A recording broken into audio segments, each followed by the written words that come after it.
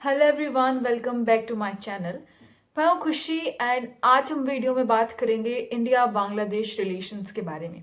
बांग्लादेश, जैसे कि आप जानते हैं, हमारी एक नेबरिंग कंट्री है जो इंडिया के साथ सबसे लॉन्गेस्ट बॉर्डर शेयर करती है, जो कि है 4096.7 किलोमीटर का बॉर्डर। इंडिया का सबसे लॉन्गेस्ट बॉर्डर बांग्लादेश के साथ ही लगता है। तो इस नेबरिंग कंट्री के साथ, जिसके साथ पास्ट में हमारे रिलेशंस काफी अच्छे रहे हैं, लेकिन प्रेजेंट अगर हम करंट सिनेरियो देखें तो हमारे रिलेशंस बांग्लादेश के साथ काफी खराब होते जा रहे हैं। अब उस खराब होने के पीछे के रीजंस क्या हैं वो हम इस वीडियो में जानेंगे एंड कुछ हिस्टोरिकल टाइज एंड कुछ कॉपरेशन की बात करेंगे। एंड बांग्लादेश के अंदर जो अभी सिचुएशन बन चुकी है वो किस लिए बनी है, क्या सिचुएशन है, वो सब कुछ आज इस डिटेल्ड वीडियो में हम जानेंगे। तो स्टार्ट करते हैं हिस्टोरिकल टाइज से। तो पहले इंडिपेंडेंस मिलने से पहले, जब हमें कॉलोनी थे ब्रिटेन की, तब इंडिया, पाकिस्तान, बांग्लादेश वो कंप्लीट एक नेशन हुआ करता था, जैसे कि आप लोगों को पता होगा। लेकिन इंडिपेंडेंस के बाद जो पाकिस्तान था वो इंडिया से अलग हो गया और वो दो पार्ट में अलग हुआ था, एक वेस्ट पाकिस्तान और एक ईस्ट पाकिस्तान। वेस्ट पाकिस्तान वही है जिसे हम आज पाकिस्तान के नाम से जानते हैं, ईस्ट पाकिस्तान जिसे हम आज बांग्लादेश के नाम से जानते हैं। अब जहां पर भी मुस्लिम पॉपुलेशन की मेजोरिटी थी, उन पार्ट्स को इंडिया से अलग कर दिया गया था। एंड ज्यादातर जो मुस्लिम पॉपुलेशन की मेजोरिटी थी वो उधर सिंध, पंजाब वाले रीजन की साइड, और इधर वेस्ट बंगाल के रीजन की साइड ज्यादा मेजोरिटी थी मुस्लिम पॉपुलेशन की। तो इस कारण से इतनी दूर दूर वेस्ट पाकिस्तान और ईस्ट पाकिस्तान को इंडिया से अलग किया गया था। लेकिन बाद में जैसे ही अलग हुए, उसके बाद वहां पर इलेक्शंस कंडक्ट किए जाते हैं। इलेक्शंस कंडक्ट होते हैं तो जो वेस्ट पाकिस्तान है उसके अंदर जो मुस्लिम लीग थी उसको मेजोरिटी मिलती है, लेकिन ईस्ट पाकिस्तान के अंदर अवामी लीग, जो शेख मुजीबुर रहमान जी की पार्टी थी, उन्हें वहां पर मेजोरिटी मिलती है। लेकिन जो वहां का वेस्ट पाकिस्तान था, वो जो ईस्ट पाकिस्तान था उसको काफी ज्यादा डोमिनेट करता था, क्योंकि बहुत बेशक से मुस्लिम मेजोरिटी थी, लेकिन दोनों का जो एथनिसिटी थी, डेमोग्राफिक डिविडेंड था, वो काफी ज्यादा, उनमें काफी ज्यादा डिफरेंसेस थे। वहां पर अलग लैंग्वेज बोली जाती थी। यहाँ पर ईस्ट पाकिस्तान में बांग्ला या बंगाली लैंग्वेज बोली जाती थी, तो काफी ज्यादा डिफरेंसेस थे। और यहाँ पर अलग पार्टी जीती थी। वेस्ट पाकिस्तान चाहता था कि वो ही डोमिनेट करे ईस्ट पाकिस्तान पर भी, उसी की ही पार्टी ही डोमिनेट करे, लेकिन ज्यादा सीट्स मिली थी अवामी लीग को। इसके ऊपर काफी ज्यादा दोनों पार्ट्स के अंदर काफी ज्यादा प्रोटेस्ट वगैरह भी होते हैं, काफी ज्यादा ओप्रेस भी किया जाता है ईस्ट पाकिस्तान के लोगों को। काफी ज्यादा लोग माइग्रेट करके इंडिया में भी आते हैं। उसके बाद बांग्लादेश लिबरेशन वॉर स्टार्ट होता है, जो स्टार्ट होता है 1971 में, जिसके अंदर इंडिया काफी ज्यादा हाई मिलिट्री सपोर्ट प्रोवाइड करता है ईस्ट पाकिस्तान के लोगों को। एंड आखिरी में वो वॉर हम जीत लेते हैं और ईस्ट पाकिस्तान अलग होकर के बांग्लादेश बन जाता है। अब बांग्लादेश जब वो बना था, वहां के जो बनते हैं अगले प्रधानमंत्री, इलेक्टेड प्राइम मिनिस्टर, वो बनते हैं 1973 में शेख मुजीबुर रहमान। लेकिन 1975 में उनका असैसिनेशन कर दिया जाता है, उनके ऑलमोस्ट कंप्लीट फैमिली का असैसिनेशन हो जाता है। बस उनकी जो बेटी थी, जो लंदन में पढ़ाई कर रही थी, शेख हसीना, जिनका आपने काफी बार जिक्र सुना होगा, वो बच जाती हैं। उसके बाद उसको उनको असाइलम, जैसे कि अभी आप जानते हैं कि उन्हें इंडिया में असाइलम प्रोवाइड किया गया था। तो this was not the first time कि उन्हें असाइलम प्रोवाइड किया गया था। 1981 तक भी उन्हें असाइलम प्रोवाइड किया गया था इंडिया में। एंड उनके 1975 के असैसिनेशन के बाद वहां पर जो जनरल जियाउर रहमान थे वो वहां पर पावर में आते हैं, लेकिन कुछ सालों के बाद उनका भी असैसिनेशन हो जाता है। 1991 से 1996 तक जो खालिदा जिया थी, उनकी पार्टी थी बीएनपी, वो पावर में रहती हैं। 1996 के बाद शेख हसीना थी, उनकी जो पार्टी थी अवामी लीग, वो पावर में आती हैं और अभी तक उनकी ही पार्टी पावर में थी। काफी बार उन्होंने इलेक्शंस जीते थे वहां पर। एंड उनके जो 1996 से पीरियड स्टार्ट हुआ था, उससे इंडिया और बांग्लादेश के रिलेशंस भी काफी अच्छे हो गए थे। दोनों के रिलेशंस में काफी कोऑपरेशन भी था एक दूसरे के साथ, जैसे इंफ्रास्ट्रक्चर हुआ, डिफेंस कोऑपरेशन हुआ, इकोनॉमिक कोऑपरेशन हुआ। बहुत सारे अलग अलग जगह पर हम एक दूसरे के साथ कोऑपरेशन शेयर करते थे। जैसे कि अगर हम डिफेंस कोऑपरेशन की बात करें तो हमारे आर्मी और नेवी के बीच में एक्सरसाइजेज होती थी, जैसे एक्सरसाइज संप्रीति। और अगर हम बात करें मल्टीलेटरल हमारा कैसा कॉपरेशन था, तो हम जैसे बिम्स्टेक हो गया, सार्क हो गया, ऐसे ग्रुप्स में हम साथ में थे, इंडिया और बांग्लादेश। एंड उसके बाद वाटर ट्रीटी भी साइन करी जाती हैं। एंड इंफ्रास्ट्रक्चर के अंदर डेवलपमेंट, इंफ्रास्ट्रक्चर के अंदर इंडिया हेल्प करता है बांग्लादेश की डेवलप होने में। तो काफी ज्यादा एक दूसरे से हम कोऑपरेट कर रहे थे। एंड 2021-2022 तक जो इंडिया और बांग्लादेश का ट्रेड था वो भी अराउंड 18 बिलियन US डॉलर्स था। तो like it was south Asia में काफी, साउथ एशिया में सबसे बड़ा ट्रेडिंग पार्टनर है बांग्लादेश इंडिया का। बाद में थोड़ा सा इसके अंदर चेंजेस आते हैं इस इकोनॉमिक टाइज के अंदर ड्यू टू कोविड-19, फिर रशिया यूक्रेन वॉर, जिसके बारे में आप जानते ही होंगे। तो लेकिन दोनों कंट्रीज बहुत ज्यादा कोऑपरेशन शेयर करती हैं, एक दूसरे से काफी अच्छे रिलेशन शेयर करती हैं। कुछ प्रॉब्लम्स भी थी, जैसे कि इलीगल इमिग्रेशन की, क्योंकि बांग्लादेश से काफी ज्यादा इलीगल इमिग्रेंट्स आते हैं हमारी कंट्री में, जैसे कि वेस्ट बंगाल हो गया और हमारे जो नॉर्थ ईस्ट की स्टेट्स हैं उनके अंदर भी। तो जिसके कारण काफी ज्यादा इंडिया बोलता है कि ऐसा नहीं होना चाहिए, लेकिन स्टिल बांग्लादेश से काफी ज्यादा इलीगल इमिग्रेंट्स आते हैं इंडिया के अंदर, तो इसके ऊपर काफी ज्यादा उनका रहता है टकराव। लेकिन दूसरी चीज होती है ड्रग्स स्मगलिंग वगैरह, ट्रैफिकिंग वगैरह, तो वो भी काफी ज्यादा रहती है तो बॉर्डर से इंडिया के अंदर, तो उसके लिए भी काफी ज्यादा दोनों कंट्रीज के बीच में रहता है। एंड और मतलब और रिवर वाटर के ऊपर कि किस तरीके से रिवर वाटर शेयर किया जाएगा, जैसे कि गंगा वाटर ट्रीटी हमने साइन की थी अभी पीछे। तिस्ता वाटर, जब शेख हसीना इंडिया में आई थी तो तिस्ता वाटर ट्रीटी के बारे में बातचीत हुई थी दोनों कंट्रीज के बीच में। तो ये कुछ रिवर वाटर के ऊपर भी दोनों कंट्रीज के ऊपर बीच में कॉन्फ्लिक्ट या डिस्प्यूट्स रहते हैं। तो ये कुछ चीजें हो गई जिसके ऊपर टेंशन रहती है दोनों कंट्रीज के बीच में। तो ये हमने कुछ पास्ट का या फिर कुछ हमारे अच्छे रिलेशंस और कुछ टेंशन्स जान लिए बांग्लादेश के साथ। अगर हम बात करें कि अभी क्या करंट सिनेरियो चल रहा है, रिसेंट क्या हुआ ऐसा कि हमारे ही एक एक क्लोज नेबरिंग कंट्री के साथ हमारे रिलेशंस ऐसे खराब होने लग गए। तो ही आप देखिए कि इसी 2024 के अंदर ही स्टूडेंट प्रोटेस्ट होते हैं बांग्लादेश के अंदर, जो कोटा सिस्टम के लिए थे। क्योंकि वहां पर क्या होता है कि जब बांग्लादेश लिबरेशन वॉर हुआ था, तो वहां पर जिन्होंने भी इस वॉर के अंदर पार्टिसिपेट किया था, जिन लोगों ने हेल्प की थी बांग्लादेश को लिबरेट कराने के लिए, उनको 30% कोटा प्रोवाइड किया गया था, जिसको एक्सटेंड करके उनके ग्रैंड चिल्ड्रन तक को दे दिया गया था। तो 30% कोटा उन लोगों के लिए रिजर्व किया गया था। उसके बाद एथनिक माइनॉरिटीज हो गया, डिसेबल पर्सन हो गया, वुमेन हो गया, उनके लिए भी रिजर्वेशन थी। तो अराउंड 56% तक रिजर्वेशन थी बांग्लादेश के अंदर, जिसके लिए जो स्टूडेंट्स थे उन्होंने काफी ज्यादा प्रोटेस्ट किया। 2018 में भी किया था और 2024 में भी किया था। तो 2024 में इसलिए किया था क्योंकि जो वहां के हाई कोर्ट था, उन्होंने कहा कि जो गवर्नमेंट का डिसीजन था इस कोटा को हटाने के लिए, वो काफी ज्यादा गलत था एंड अनकॉन्स्टिट्यूशनल था, इसलिए उसको वापस लाना चाहिए, जिस कारण से वापस प्रोटेस्ट स्टार्ट होते हैं। एंड वापस ऑर्डर आता है, वापस ऑर्डर्स आते हैं कोर्ट वगैरह के, इनके जो हाईएस्ट कोर्ट वगैरह थे। एंड उसके बाद जो ये कोटा था इसको हटा दिया जाता है एंड कुछ ही परसेंटेज रिजर्वेशन रखी जाती है जो एथनिक माइनॉरिटीज और डिसेबल्स वगैरह थे उनके लिए। लेकिन एक स्टेटमेंट आती है शेख हसीना की, जिसमें वो इन जो प्रोटेस्टर्स वगैरह थे उनको रजाकार्स कह करके पुकारती हैं, जिस कारण से जो प्रोटेस्टर्स थे वो काफी ज्यादा और ज्यादा भड़क जाते हैं एंड वापस से ये वायलेंट प्रोटेस्ट स्टार्ट हो जाते हैं। रजाकर्स वो थे जिन्होंने पाकिस्तान का साथ दिया था इस बांग्लादेश लिबरेशन वॉर के अंदर, जो एक तरह से देशद्रोही थे उस टाइम पर, उनको रजाकार कह के बोला जाता था। तो इस तरीके का रिमार्क था शेख हसीना का, जिस कारण से जो स्टूडेंट प्रोटेस्ट था वो इतना ज्यादा बढ़ गया था कि उन्होंने पीएम शेख हसीना का रेजिग्नेशन मांगना शुरू कर दिया था। हालात इतने ज्यादा गंदे हो गए थे कि शेख हसीना को बांग्लादेश से भाग करके इंडिया आना पड़ा था एंड उन्होंने वापस इंडिया में असाइलम सीक किया था।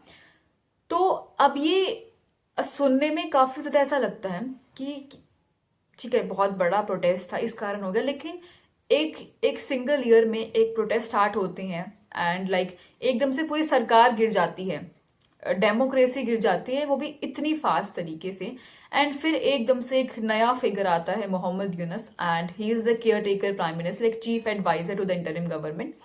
तो वो कहाँ से आते हैं एकदम से इस प्रोटेस्ट के बीच में, किसी को समझ में आया तो बहुत ज्यादा कॉम्प्लेक्स सिचुएशन हो चुकी थी कि एक प्रोटेस्ट के कारण पूरी सरकार कैसे गिर जाती है। तो काफी ज्यादा लोगों के कहने थे, स्पेकुलेशंस वगैरह थे कि इसके अंदर सिर्फ ये प्रोटेस्ट का ही हाथ नहीं था।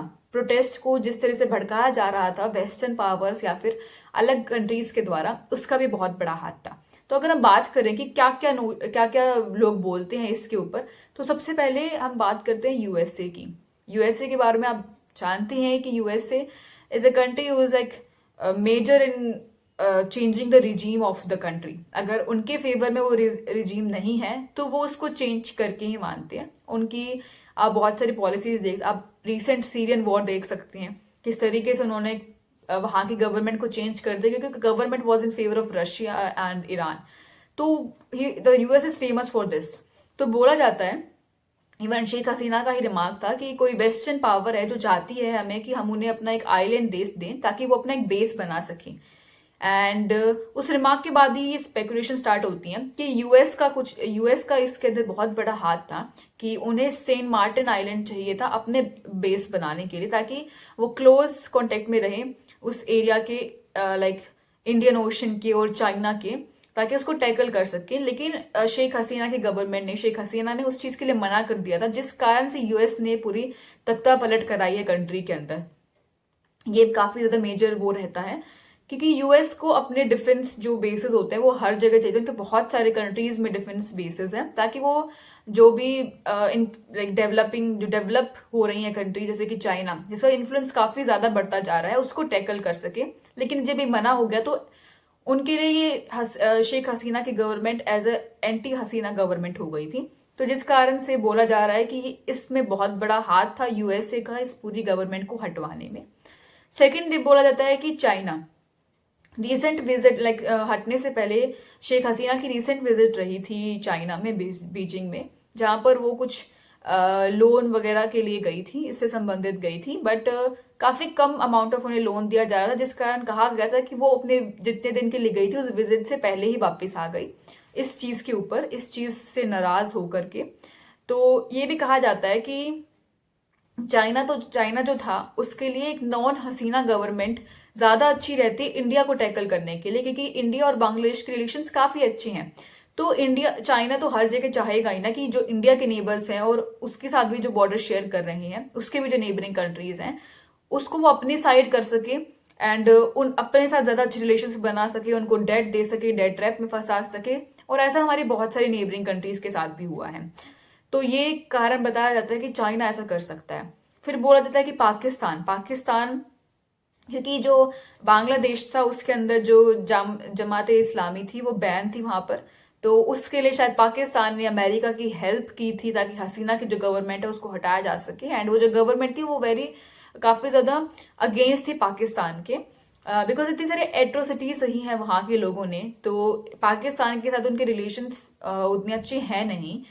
तो जिस कारण से पाकिस्तान ने शायद हेल्प करी होगी अमेरिका की इस पूरी हसीना गवर्नमेंट को हटाने के लिए। तो बहुत सारे ऐसे ऐसे आते हैं चीजें, लेकिन सबसे ज्यादा बताया जाता है कि सबसे बड़ा हाथ इसमें यूएस का था। जो मोहम्मद यूनिस हैं, जो वहां के भी चीफ एडवाइजर हैं इंटरिम गवर्नमेंट के, वो काफी ज्यादा क्लोज हैं जो बाइडेन गवर्नमेंट है उनके, और क्लिंटन जो थे पहले, उनके पहले जो प्रेसिडेंट थे अमेरिका के, उनके काफी क्लोज हैं वो Yunus, and he is a Nobel prize winner too. So उनके रिलेशंस काफी अच्छे हैं, जिस कारण से एक नया फेस आया, इतना नया फेस आया बांग्लादेश के अंदर। It was all because of USA, ऐसा कहा जाता है।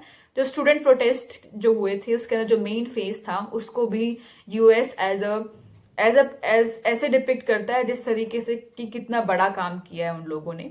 तो इसमें सबसे ज्यादा बड़ा हाथ यूएस का ही बताया जाता है। अगर हम आगे चलें, बात करें कि अभी क्या चल रहा है, मोहम्मद यूनस की जो गवर्नमेंट है वो क्या कर रही है, तो बहुत सारी ऐसी चीजें हुई हैं, जैसे कि जो हिंदूज हैं माइनॉरिटी में, and not just the Hindus, other minorities भी, बट हिंदूज का सबसे ज्यादा केस है कि उनके ऊपर बहुत ज्यादा ऑपरेशन दिखाया जा रहा है टेम्पल्स के ऊपर और उनके ऊपर, लाइक उनकी प्रॉपर्टी वगैरह के ऊपर, क्योंकि जो बांग्लादेश है एक मुस्लिम मेजोरिटी कंट्री है। तो वो एज एक ऐसी कंट्री बनते जा रहे हैं जिस तरह की कंट्री आज पाकिस्तान बन चुका है। एंड सेकेंडली वो उन्होंने जो इस्कॉन के जो वहाँ पर हेड थे चिन्मय रॉय, उनको भी गिरफ्तार कर लिया था, ये बोलते हुए उनके ऊपर सेडिशन के चार्जेस वगैरह लगाते हुए। तो इंडिया ने इसको पोस्ट भी किया था, बट अपना इंटरनल मुद्दा बोलते हुए उन्होंने इसको डिक्लाइन कर दिया। इवन डोनाल्ड ट्रंप ने भी कहा था कि हिंदूज के ऊपर जिस तरीके के ऑपरेशन हो रहे हैं बांग्लादेश के अंदर वो काफी ज्यादा गलत है। एंड वहाँ के हिंदूज भी काफी बार गुहार लगाते हैं कि ये सब कुछ नहीं होना चाहिए। तो हिंदूज का जो ऑपरेशन है वो सबसे बड़ी चीज है। इवन जो यूनेस है वो कहते हैं कि इंडिया इस बात को एक्सक्लेरेट कर रहा है, ऐसा कुछ भी नहीं है, इतना कुछ नहीं है जितना कि इंडिया इसको बढ़ा चढ़ाकर बता रहा है। ऐसा कोई भी ऑपरेशन नहीं है, हिंदूज बिल्कुल सेफ है। जबकि वो एक नोबेल पीस प्राइज विनर है, still he is saying this things. And वो शायद न्यूज चैनल्स वगैरह नहीं देखते हैं कि किस तरीके से हिंदूज के ऊपर वहां पर अत्याचार हो रहे हैं बांग्लादेश के अंदर, फिर भी कुछ नहीं किया जा रहा है। चिन्मय रॉय को गिरफ्तार करके डाल दिया। इस्कॉन को वो ऐसे शो करते हैं कि कोई टेररिस्ट ऑर्गेनाइजेशन है बांग्लादेश के अंदर, और उसको बैन करने के लिए भी बोलते हैं। दूसरा, अपने रिलेशंस को पाकिस्तान के साथ काफी ज्यादा अच्छा रिवाइव करने के लिए तैयार हैं। मतलब पाकिस्तान से मिलना एंड फिर अपने कॉन्फ्लिक्ट को सॉल्व करना। एंड उनके काफी ज्यादा मिनिस्टर्स एंड काफी बड़े लाइक यूनिवर्सिटी वगैरह के प्रोफेसर्स भी कह चुके हैं कि हमें पाकिस्तान के साथ अपने रिलेशंस को अच्छा कर देना चाहिए। जितना भी सब कुछ था उसको खत्म करके एक नई शुरुआत करनी चाहिए पाकिस्तान के साथ, जो कि वो कर भी रही हैं। और बात करें इलेक्शंस की, तो पहले कहा गया था इलेक्शंस अभी इस ईयर किए जाएंगे, बट अभी रिसेंटली यूनेस ने कहा था कि जो इलेक्शंस है वो या तो 2025 के एंड में या 2026 में किए जाएंगे। तो वो काफी बड़ी चिंता की बात है कंट्री के लिए कि इलेक्शंस इतने ज्यादा लेट हो रहे हैं, तो कब डेमोक्रेसी आएगी, कब प्रॉपर डेमोक्रेसी आएगी एंड कब प्रॉपर इलेक्शन सेटअप होंगे। एंड लाइक इवन वो एक नया मैप भी लेकर के आए थे जिसके अंदर उन्होंने ग्रेटर बांग्लादेश की बात की थी, जैसे बाद में हटा दिया गया था, बट स्टिल वो कुछ ड्रोन्स वगैरह भी खरीद रहे हैं, उनको डिप्लॉय कर रहे हैं बॉर्डर्स के ऊपर। तो साफ दिखता है कि वो इंडिया के साथ अपने रिलेशंस को अच्छा नहीं रखना चाहते हैं। इंडिया काफी ज्यादा पेशेंस से उस बात को देख रहा है, क्योंकि इंडिया को पता है कि अपने नेबरिंग कंट्री के साथ इस तरीके से अगर हम रिलेशंस खराब कर लेते हैं तो ये मौका मिल जाएगा चाइना को, ताकि वो अपनी बढ़त बढ़ा सके उस कंट्री के अंदर। अगर हम बात करें अपनी नेबरिंग कंट्रीज के बारे में, तो ये काफी नया एग्जाम्पल नहीं है, हमारी ज्यादातर नेबरिंग कंट्रीज में ऐसा ही हो रहा है। आप पाकिस्तान का एग्जाम्पल देख लीजिए, वो तो पूरी तरीके से डेट में फंस चुका है। जो उसके वहां पर डेमोक्रेसी नाम की कोई चीज नहीं है, जो मिलिट्री चाहती है उस तरीके से वहां पर रूल होता है। तो वहां पर डेमोक्रेसी नाम की कोई चीज नहीं है, कभी भी गवर्नमेंट चेंज हो जाती है, कभी भी कोई लीडर जेल में बंद हो जाता है। एंड चाइना के साथ उनके रिलेशंस काफी अच्छे हैं, काफी अच्छा इलाया है उनका चाइना। एंड सेकेंडली मालदीव्स की बात करें तो पहले गवर्नमेंट थी वो काफी ज्यादा प्रो इंडिया थी, मतलब कि इंडिया फर्स्ट की पॉलिसी रखती थी। लेकिन अभी जो गवर्नमेंट आई है वहां पर उनके जो पॉलिसीज है, फॉरेन पॉलिसी है, वो काफी कुछ प्रो चाइना है instead of pro India. And like वो आई ही पावर में इंडिया आउट के कैंपेन के साथ है, तो हम देख सकते हैं। बात करें श्रीलंका की, तो श्रीलंका के जो अभी हाल ही में ही प्राइम मिनिस्टर बने हैं, वो उन्होंने इंडिया में विजिट किया था। एंड उन्होंने कहा था कि ऐसा हम कुछ नहीं करेंगे कि जिससे इंडिया और श्रीलंका के रिलेशंस खराब हों, बट श्रीलंका भी जिस तरीके से डेट में फंसा हुआ था चाइना के, वो हम देख सकते हैं। बात करें हम नेपाल की, तो वहां पर जो अभी बने थे नए इलेक्ट हुए थे वहां के प्राइम मिनिस्टर ओली, तो वो भी सबसे पहले उन्होंने अपनी विजिट चाइना में की थी इंस्टीड ऑफ इंडिया, जो ज्यादातर होता है। तो वो भी काफी ज्यादा प्रो चाइना लीडर हैं। भूटान के साथ इंडिया के रिलेशंस काफी अच्छे हैं एंड तो उसका वो नहीं है इतना। बट अगर हम एक अपनी नेबरिंग कंट्री देखें बांग्लादेश, उसमें भी सेम सिनेरियो हो रहा है। म्यांमार को देखते तो वहां पर पहले से ही एक मिलिट्री रिजीम है, कू हो चुका है पहले से ही। अफगानिस्तान की बात करें तो वहां पर पहले से ही तालिबान है। तो हमारी मेजर जितनी भी नेबरिंग कंट्रीज है सब में ही ये सिनेरियो चल रहा है। तो इंडिया इसको पेशेंस के साथ देख रहा है कि किस तरीके से हम वो कर सकते हैं, अपने रिलेशन को सुधार सकते हैं। अभी जो विक्रम मिस्री थे उनकी भी विजिट थी ढाका के अंदर। तो इस चीज के ऊपर बहुत ज्यादा बोला जाता है कि हिंदू के ऑपरेशन को खत्म करना चाहिए।